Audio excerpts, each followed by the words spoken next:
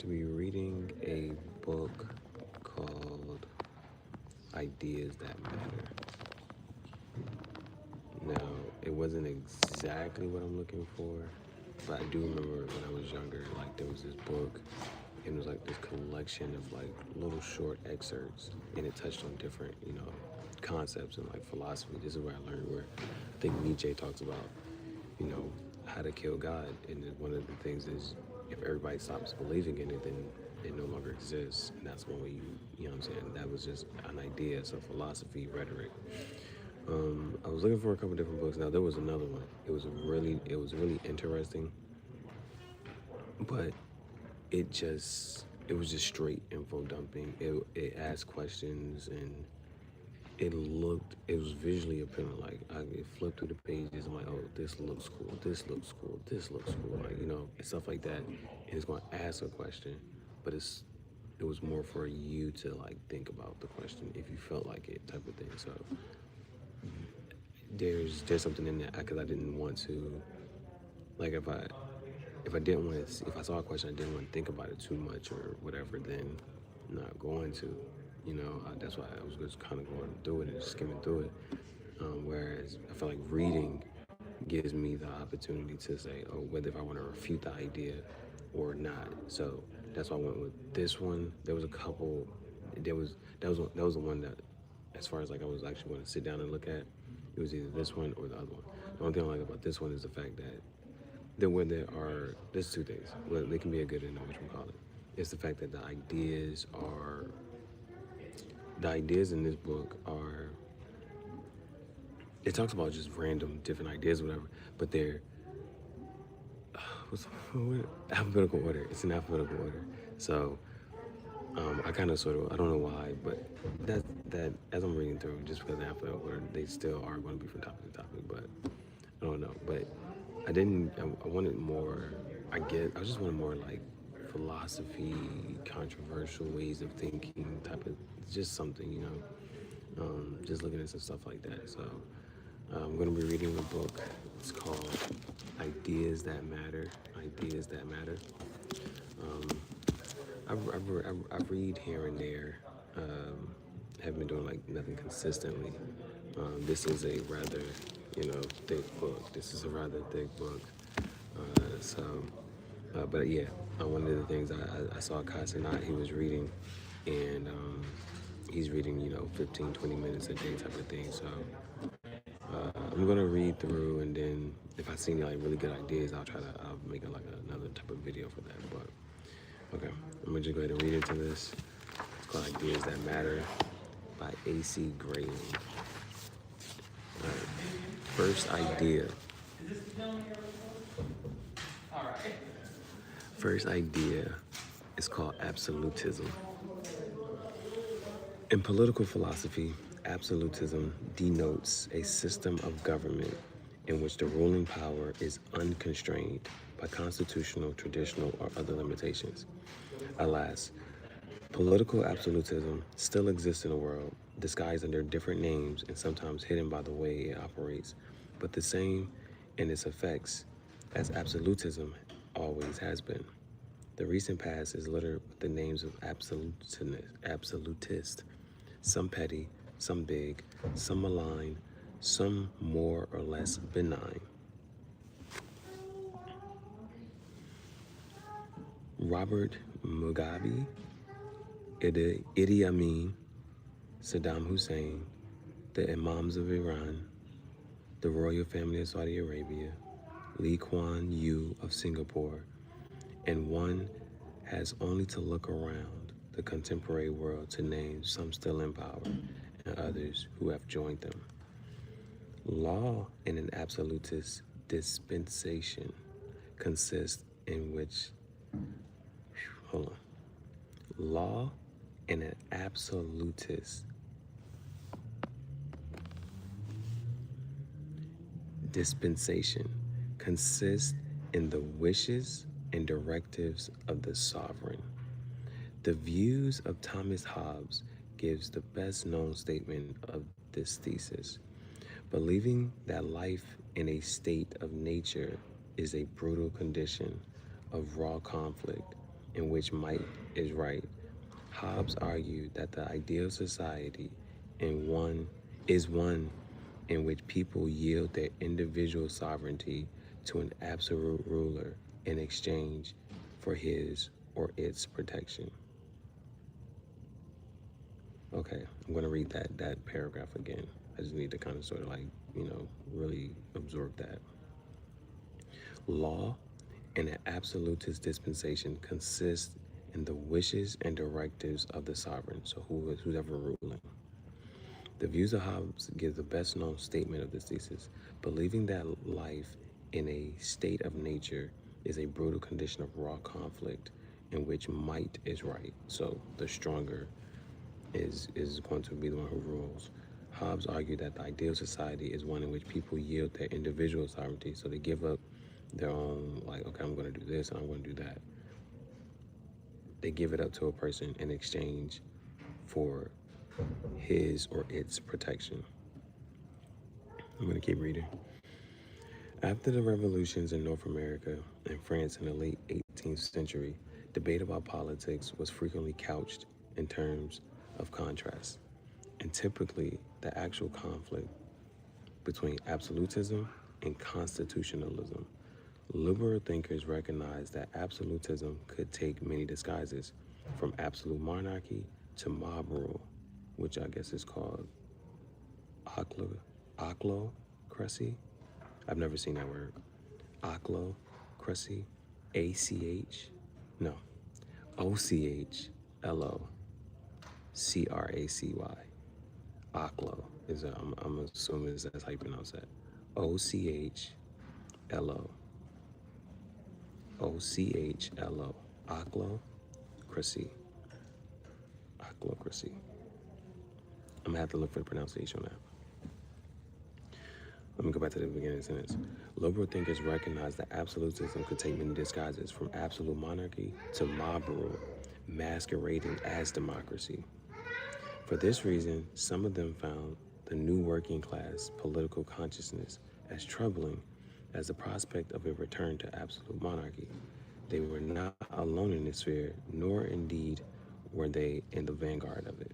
Right-wing counter-Enlightenment political thought in the 19th century Germany took the lead in identifying democracy with ochlocracy. Ochlocracy. Ochlo, that's for some reason, even if I'm saying it right, ochlocracy. OCHLOCRACY. It was represented by a group of writers in the Berliner Politische Wochenblatt during the 1830s, who argued that by replacing Christian monarchy with rationalism,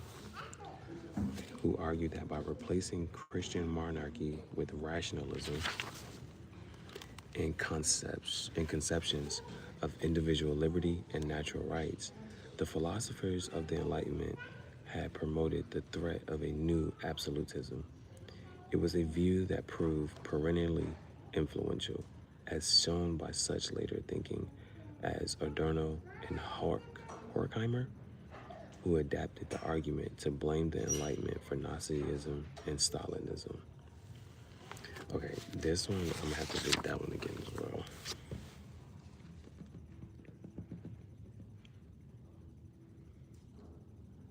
Okay, they were scared that they would return to absolute monarchy.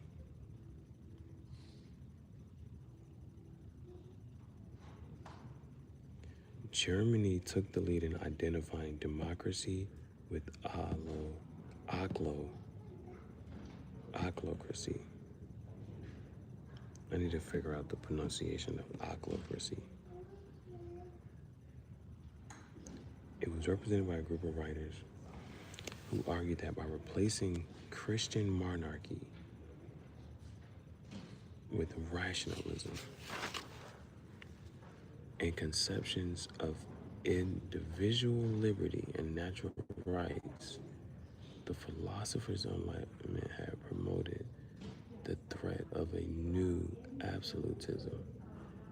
It was a view that proved perennially influential, as shown by such later thinkers as Adorno and Horkheimer, who adapted the argument to blame the Enlightenment for Nazism and Stalinism. I'm just trying to understand, like, what's the argument here or what's being said.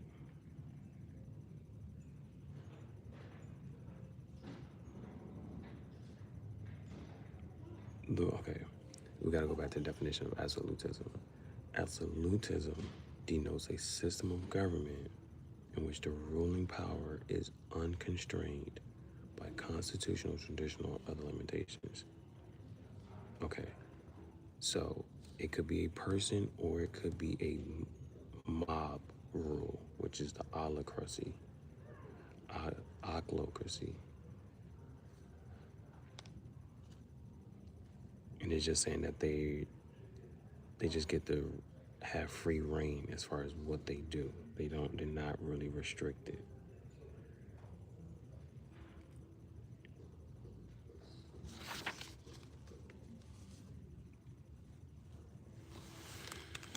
Okay, I'm gonna continue.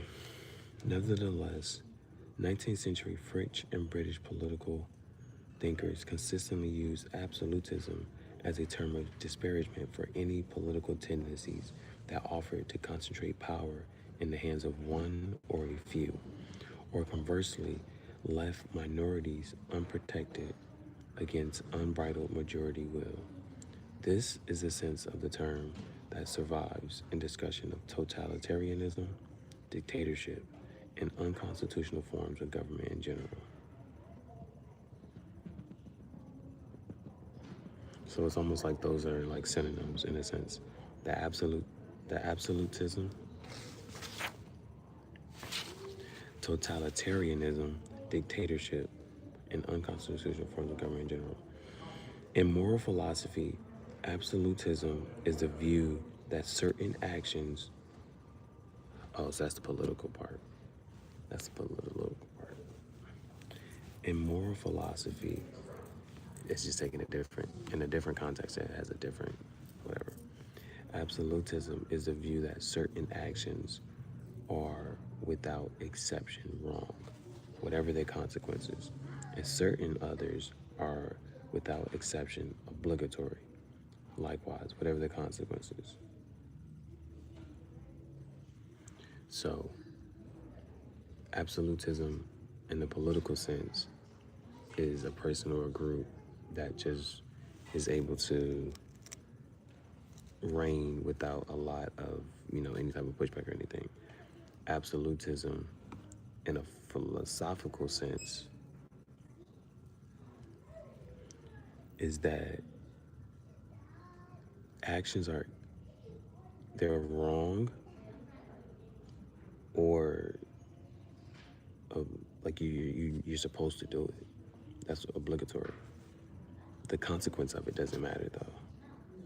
Such a view is sometimes described as objectivism, or better still, strong objectivism. And its chief contrast is with relativism, the view that there are no absolute standards and that different systems of moral value, even if they contradict each other, are of equal validity.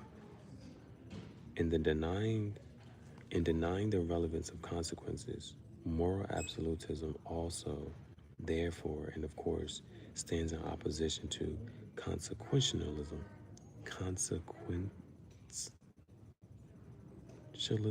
Consequentialism. Bro, you would think they're just making up words, bro. Come on. Moral absolutism also, therefore, and of course, stands in opposition to consequentialism in ethics, which measures the rightness and wrongness of actions by their outcomes or effects. So absolutism looks at the action without the consequences. Remove the consequence or the outcome from taking whatever action. That's what absolutism focuses more on. But I don't see how things can either be right or wrong. Hold on. No. The consequentialism measures the rightness and wrongness of actions by their outcomes or effects.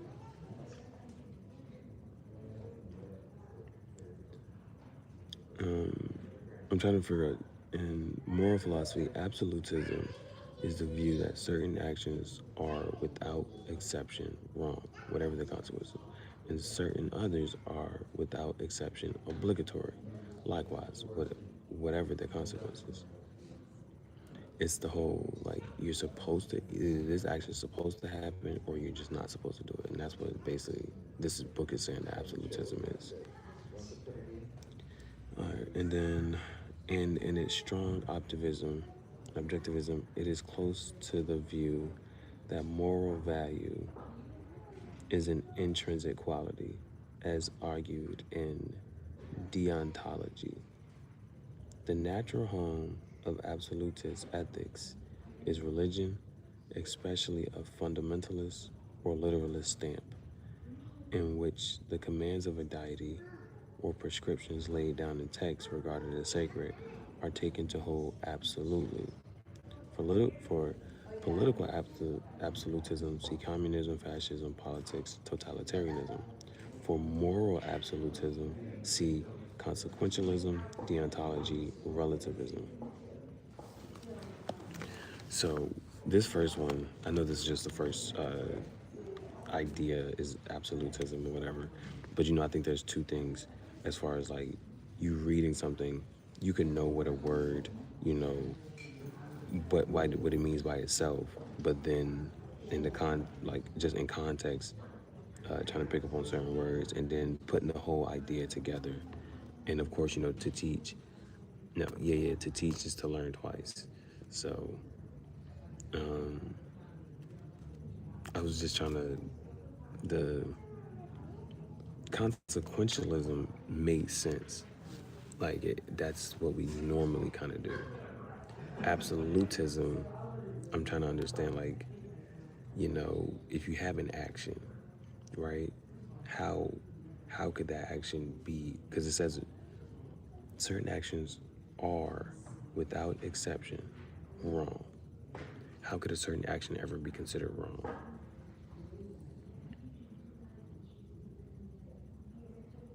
And some are, without exception, obligatory. Like it makes it almost like mandatory type of thing. So I don't, with the whole, like, so the other word when it says such a view is sometimes considered objectivism, strong objectivism. I'm gonna have to look at that one a little bit more. I don't, because I'm not understanding. It doesn't really make sense for it to say that if it's supposed to be objective, there is no supposed to be right or wrong in it, and like that's just like just for a when it's like go to like a strong example. I'll just say like taking somebody else's life.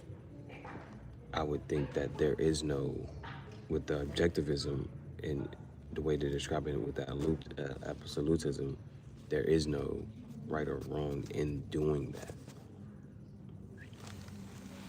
It by itself, I don't know. It's just an action. It's just of its own merit and of its own standing. I'm just not. I just that paragraph. I just wasn't really like doesn't gel with my brain.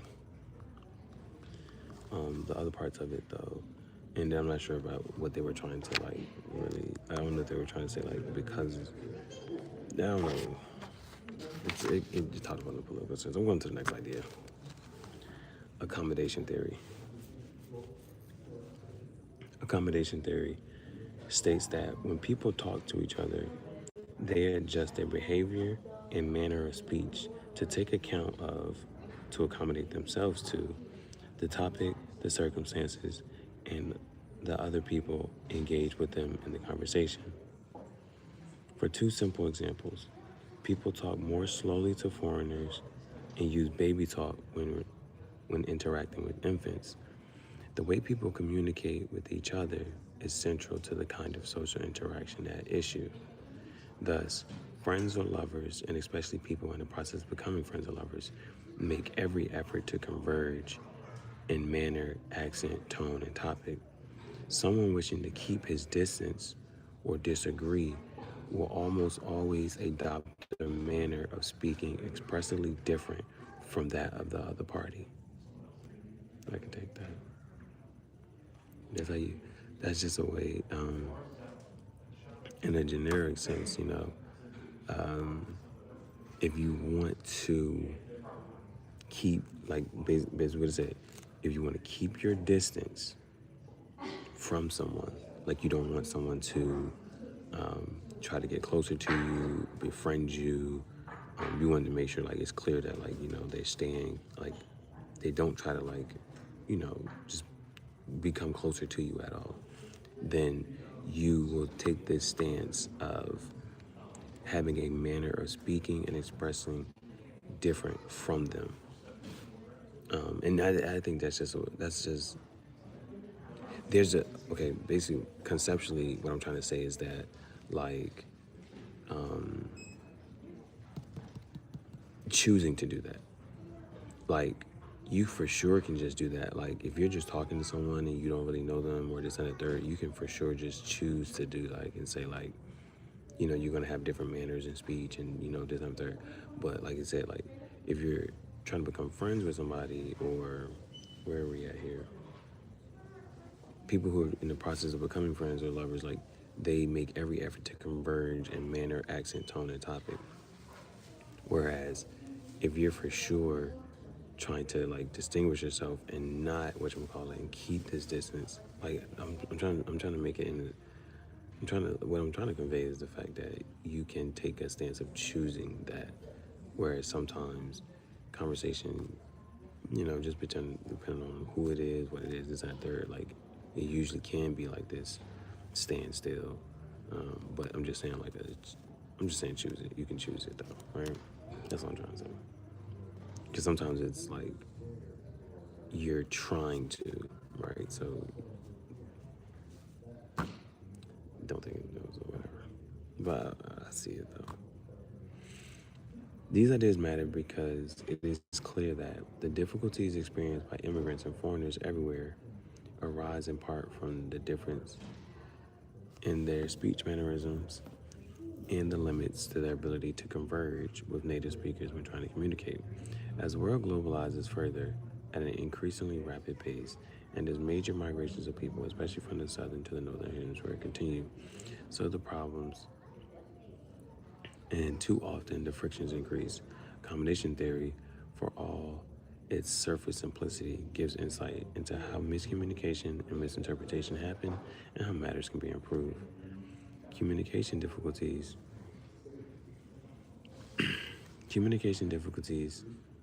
do not communication difficulties do not only affect immigrants and foreigners everywhere, they affect our own fellow citizens.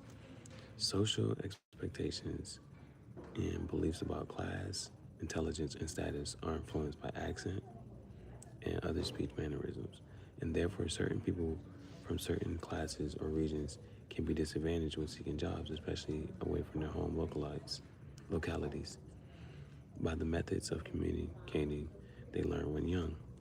Lack of accommodation is thus the source of problems for members of any group identified in given circumstances as an out-group of some kind. Accommodation theory was devised in the early 1970s by Howard Giles, whose first insights into communication came while working in a medical clinic in Wales, his native country. He wrote, "The patients." Okay, I'm trying to figure out why they're okay. He wrote, "The patients I took to the physicians just had to open their mouths and speak, and I could predict the manner in which the physicians were going to deal with them. The ideas he developed have been applied by advertisers and party political researchers in thinking about the most effective ways of getting messages across to target audiences, and by business management trainers advising clients on how to behave in foreign countries." Now that is something that is actually kind of sort of you would kind of sort of want to read or know about, right? So I'm going to say that one again. So where does this accommodation theory come from? Accommodation theory was devised in the early 1970s by Howard Giles, whose first insights into communication came while working in a medical clinic in Wales, his native country. He wrote, "The patients I took to the physicians just had to open their mouths and speak, and I could predict the manner in which the physicians were going to deal with them." So basically, he's saying he had these patients, and depending on what they said, right? Hold on. It's he just noticed if a patient talked a certain way, if they took certain whatever, right, based on what they said, how they said it, and this and third, he could kind of sort of predict how the physician or the doctor would then treat them. And the cool thing about this is the fact that a other people have applied it and like used it. So that would be one of those interesting things of, okay, if he notes that, you know, depending on this patient, oh, they were probably going to say or do something like this, right? So the physician, like, you want to know the ones that are more agreeable. Like, okay, this patient received care from a doctor, like, I'm just say, like, or like, how to, because there's ways different people can treat you, right?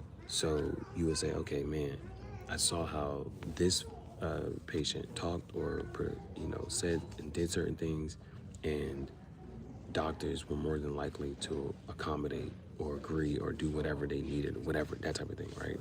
So and then it's like, well, I knew based off of this one, when he came in or he said certain things, then they were not going to, accommodate or agree with that type of thing. That's what I'm trying to say. So that would be interesting to see or know, like, well, what was the manner of speech or how things were going, so that it would sway a doctor, from treating them or whatever, because technically that's not supposed to be a thing. Like, it should be more objective. Okay, keep going. The ideas he developed have been applied by advertisers and party political researchers in thinking about the most effective ways of getting messages across to target audiences, and by business management trainers advising clients on how to behave in foreign countries. The limits of accommodation are illustrated by the latter. Studies found that efforts made by Western businessmen who over-accommodated in order to please potential clients or partners among Japanese businessmen were in fact counterproductive. Over-accommodated. Okay. Over-accommodated. The danger is that the danger is that behavior which appears to involve mimicry of another can look like mockery. The danger is that behavior which appears to involve mimicry of another can look like mockery, or at very least appear condescending. In the Japanese case, the businessmen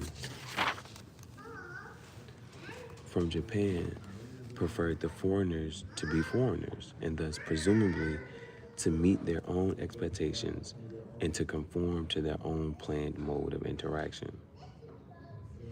Okay, I'm gonna say that, okay. For them, at least appearing in the Japanese case, the businessmen from Japan preferred the foreigners to be foreigners.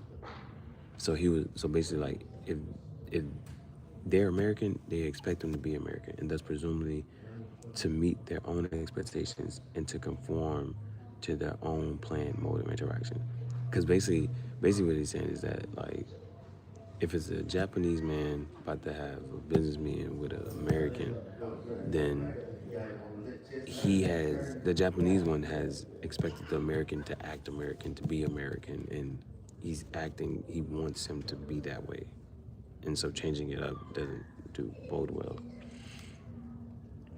Accommodation theory is of particular value for, among other things, thinking about ways of integrating immigrant communities into host communities, where integration is a term neutral between assimilation and multiculturalism, and just means providing a way for immigrants to get along with the host community while succeeding economically.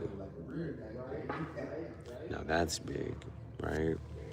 Because then if those things aren't present, then you're not able to assimilate into the host community and you're not able to succeed economically. So I'm gonna say that one time again. Okay. Accommodation theory is a particular value for, among other things, thinking about ways of integrating immigrant communities into host communities, where integration is a term neutral between assimilation and multiculturalism, and just means providing a way for immigrants to get along with the host community while succeeding economically. With mass immigration has come the realization that it is ineffective to expect immigrants to do all of the accommodating.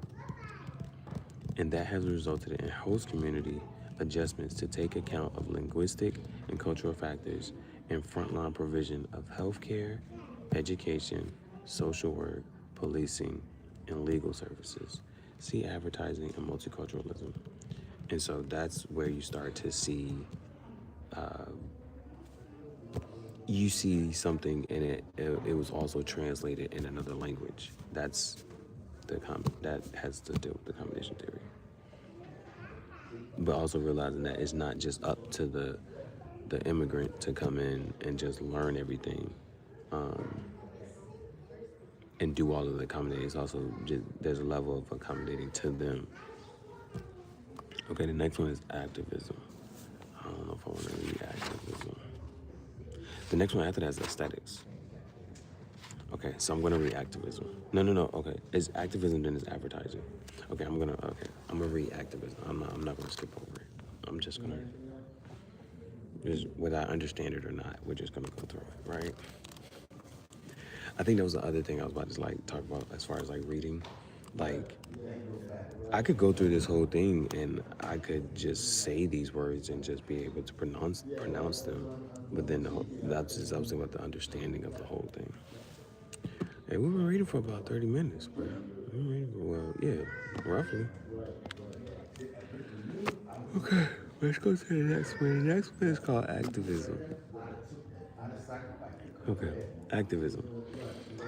Any form of protesting or campaigning aimed at bringing about change in the political, social, environmental, educational, or other spheres of public concern is usefully described as activism, even if it involves deliberate inaction or passivity. That's like them sit-ins and stuff like that. Usually it is, as the name suggests, active and can range from lobbying and propagandizing to street demonstrations, riots, rebelling, and terrorism. I think it's important to note that terrorism is a form of activism. Just like the connotation of a word, like an activist or activism, it seems to it has a positive, like if somebody says like I'm an activist, right? That seems like you think like it's Black History Month. You think like Martin Luther King, Malcolm X, like that type of thing, right? But it's also terrorism. I don't want that to be disregarded. It is natural to associate. Oh, look, I think I was about to say it. It is natural to associate activism with left-wing standpoints, community causes. I just said this. It is natural to associate activism with left-wing standpoints, community causes, non-governmental organization campaigns on human rights, the environment, and globalization, and similarly contested and controversial subject matters. Similarly contested and controversial, but it can equally be associated with right-wing endeavors. For example, Nazi activism in the Weimar Republic of the 1920s, and traditionalist causes, such as demonstrations and lobbyings to defend blood sports in the English countryside. I did, so it just kind of went with that, but it gave some more examples. Okay. Some people are natural activists and quickly rally to a cause they feel strongly about, prepared to put their time energy and persons to its service, sometimes at considerable cost. Most people are understandably occupied with their private lives and individual commitments, and if they support causes, they do so by donations of money or occasionally by writing letters to their members of parliament or congressmen. But if they can be aroused to activism by indignation, a sense of outrage, and a sense of outraged justice, or anything that seems serious and beyond the pale, they find that the shared spirit of comrades fighting a cause can be exhilarating. There are alarming examples of activism quickly evolving into mob violence. That's why it talks about the other side of it. There are alarming examples of activism quickly evolving into mob violence, not untypically as a response to harsh policing methods. Okay, this is just okay. Yeah, I don't really care about this part, so I'm just gonna continue to read because I'm trying to also like read and understand, but I'm just gonna just move through it. There are alarming examples of activism quickly evolving into mob violence, not untypically as a response to harsh policing methods, and there are examples of mainly peaceful mass demonstrations bringing down regimes, as witnessed in the former Czechoslovakia, East Germany, and Poland in 1989. These historic events were in turn prompted by the spectacle of similar activism in China earlier that year, ending in the tragedy of the Tiananmen Square in Beijing on 4 June, when army tanks rolled over the student camp that had sprung up before the gates of the Forbidden City. In the momentous events of the war in Europe, the bloodiest activism was seen in Romania, when in the weeks before and around Christmas, the fall of Ceausescu regime cost a number of lives. Political activism resulting in regime change is a commonplace of history. Revolutions in Europe, 1789, 1830, 1848, and 1919 are only some of the salient dates and more extreme examples in the last couple of centuries. But there's a quieter activism that maintains pressure for the change in most societies continually through political processes and public debates aided by the press, at least in liberal democracies. Whew, I think I was going through that one. I'm gonna read that last sentence again. I ain't like that. Okay.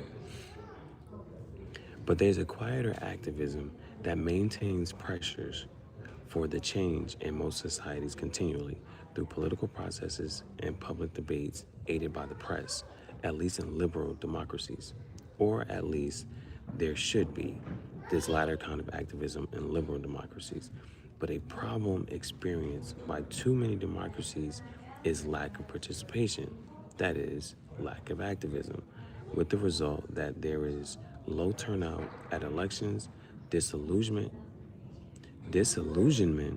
with politics and politicians, and a sense of impotence resulting from a lack of real political choice, given that fundamentally Western politics is now about small arguments between managerial parties in an age when big decisions about, especially economies, are no longer wholly in the hands of governments, but in global trends and factors. Activism is not confined to politics. Innovation and experiment in the arts and culture generally are in significant part driven by activists in their field. Intellectual debate, if it never flowers into action of some kind, is only an anteroom to activism. I've never seen the word anteroom. Is only an anteroom to activism. But writing is a form of activism, for it has been well, if endlessly said, the pen is mightier than the sword. See Black consciousness, Black power, communism, politics, terrorism. Okay, now advertising is one that I kind of sort of want to look at. And the next one after advertising is aesthetics. I read 5 pages. 5 pages. Okay. Man, I'm reading for almost an hour. These next 2 pages are gonna be, man, 5 pages in 40 minutes. That's 8 minutes a page. But I've been doing other talking. Okay. The next one is advertising. Advertising. Advertising has two chief functions: to inform a supplier's potential customers about the product he is offering them, and to persuade them to buy it. Inform and buy. A third but associated function is to instill awareness of a product, brand, or company identity in consumers' minds so that they will tend to purchase accordingly. It is impossible to escape advertising. We don't like ads. And at the same time, it is quite likely that if it were banned, we would miss it. It is a key part of modern life for a variety of reasons, and though it attracts its critics, it merits defense too. Advertising is an important aspect of marketing, creating brand awareness, generating a desire for products, selling into target markets, and informing potential customers of the product's suitability for them, as determined by market research, all make key use of advertising and its techniques. I probably need to read an advertising book. If I'm being honest, I need to read an advertising book or something. Advertising is not only important in business, it's just as important in politics, at election, and other times, and uses many of the same techniques of persuasion. I need to read books like that.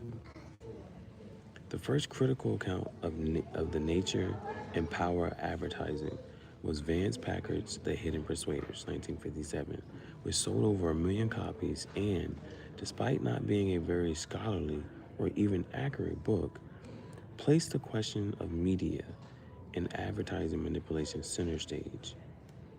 In making such claims as this, at one of the largest advertising agencies in America, psychologists on the staff are probing sample humans in an attempt to find how to identify and beam messages to people of high anxiety, body consciousness, hostility, passiveness. Packard helped to give advertising a bad name. That was a lot. That was a loaded sentence. Doubtless advertising in part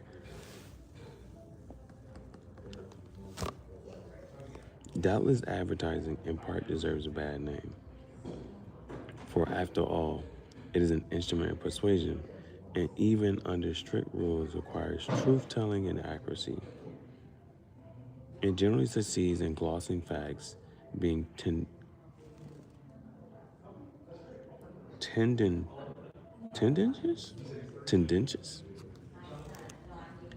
and overstating its case.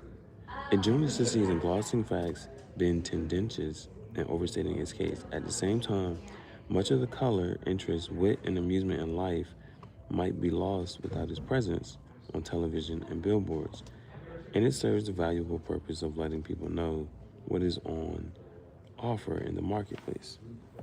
In both senses, and in the sense that it sometimes helps business to flourish, the world would be poorer without it.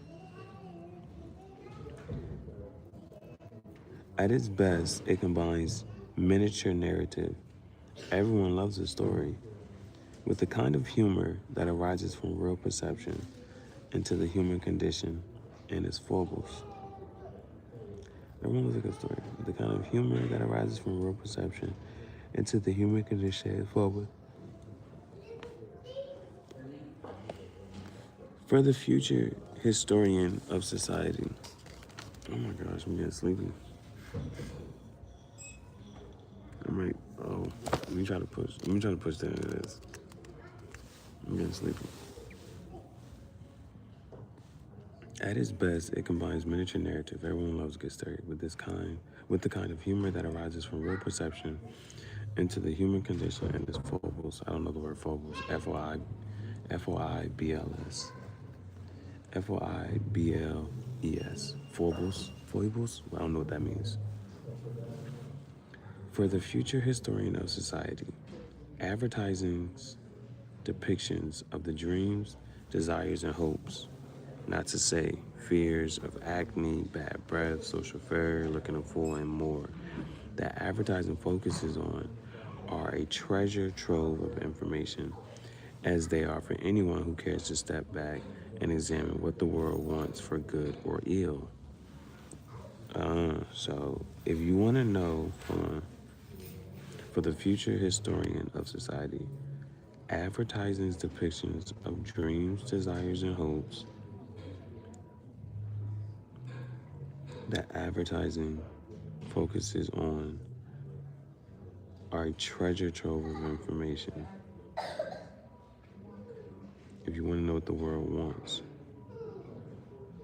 look at commercials.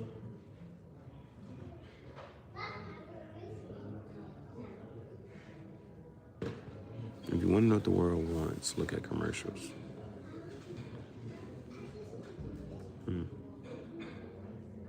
The techniques of advertising are used in propaganda.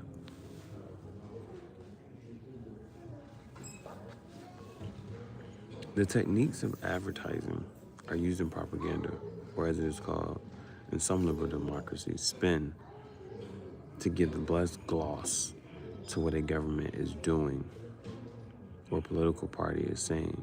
The techniques are used by publicity agents to protect or amplify their clients' images, products, and respectively, vices and virtues. Every individual uses some of the techniques of advertising in daily life to find a mate, to get or keep a job, and climb to a mountain. Climb to or maintain. The word mountain not even up here, bro. Said maintain. So, in short, no. Every individual uses some of the techniques of advertising in daily life to find a mate, get or keep a job, and climb to or maintain a position on the social ladder. We're talking about advertising.